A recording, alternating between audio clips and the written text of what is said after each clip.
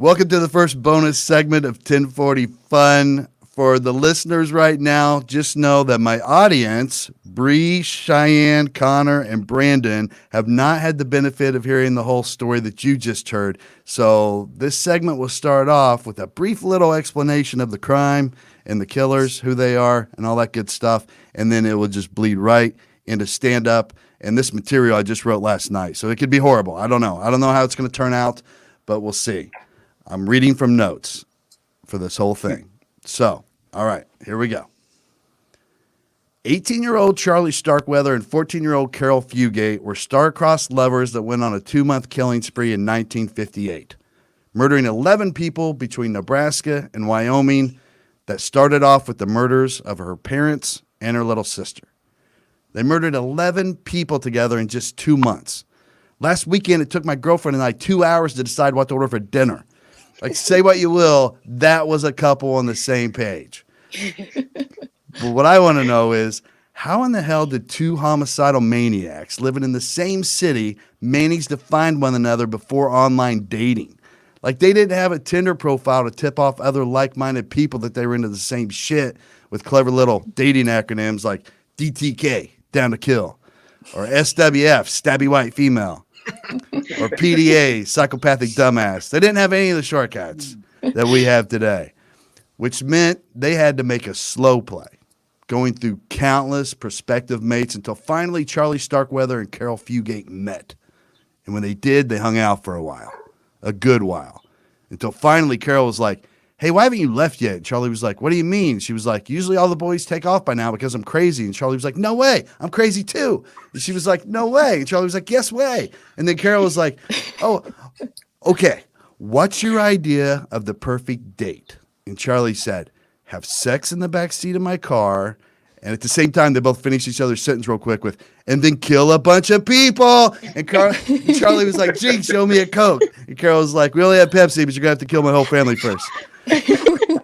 Charlie was like, "Deal." And then he gave her his Letterman's jacket. I don't know if that's accurate or not. I doubt he lettered in anything, but you don't typically hear about successful athletes growing up to be cold-blooded murderers, other than OJ and Aaron Hernandez and Ray Caruth and Oscar Pistorius and 1/3 of all junior college athletes. But other than that, it's unheard of. And they say Charlie Starkweather became so violent because he was bullied as a kid because he had a birth defect with his legs and he had a speech impediment. That's got to be tough, you know? Getting murdered by a dude who walks funny and talks with a lisp. Like, it's bad enough getting murdered by an able-bodied person. Now you got to go down as one of those special murders? No one wants that. Oh, and I guess Charlie Starkweather modeled his entire persona after James Dean in Rebel Without a Cause, a movie where James Dean plays a sexy-looking outlaw. So Charlie dressed and wore his hair just like James Dean because women love James Dean, and he just played an outlaw in a movie. So Charlie wanted to be an outlaw too. Now, can you imagine how it would have changed the course of history for the town of Lincoln, Nebraska in 1958 if instead of an outlaw, James Dean would have played Superman? Like, instead of having all these murders committed by a dude wanting to be an outlaw, you'd have had all these murders committed by a dude wanting to be Superman. How confusing would that be for kids? Mommy, why is Superman killing everyone? And why does he walk funny and talk with a lisp?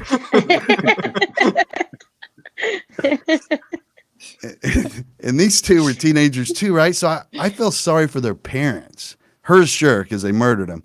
But his parents were still alive, right? So can you imagine the dad like speaking up at the next union meeting? "Yeah, Guy Starkweather here. I just wanted to say that I think we could use a couple more fans here in the shop. It gets pretty hot here in the summer." "Hey, Guy, how about you worry about keeping your kids from murdering the rest of the town and shut the fuck up?" "I'll just bring extra water. Thank you." Probably saved a ton of money on Halloween candy, though. You know, ain't no parents sending a kid to that house. Hey, that's going to be it for me, you guys.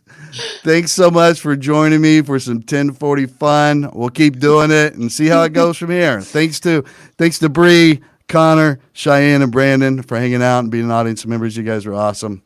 Thanks so much. We're out.